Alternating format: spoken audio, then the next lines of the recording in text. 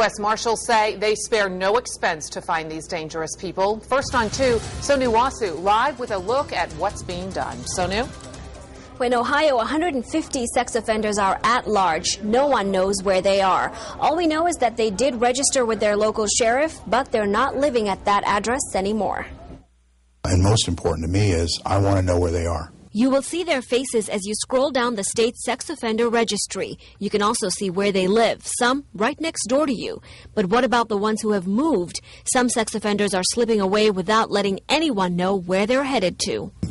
My desire is to lock up people who have abused the weakest of us, either elderly or children.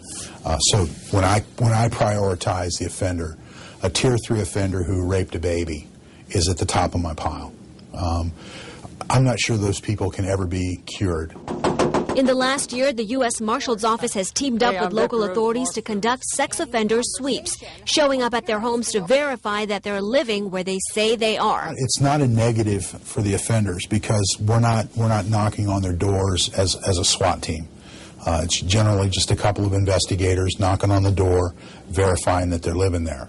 And the effort has been paying off. Just recently, marshals got a guy who was not living where he was supposed to be, and he was re-offending. A 9-year-old girl revealed that this guy had also been abusing her. Oh. The big challenge here, finding the 100,000 sex offenders who are not where they're supposed to be.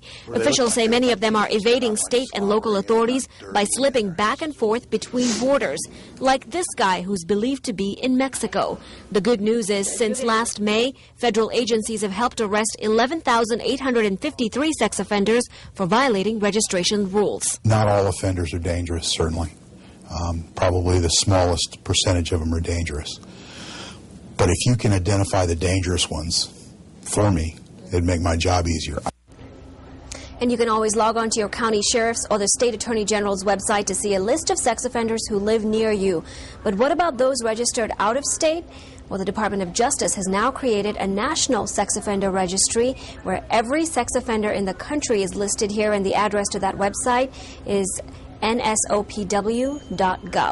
Reporting live, Sonu Wasu, 2 News on your side. And the state is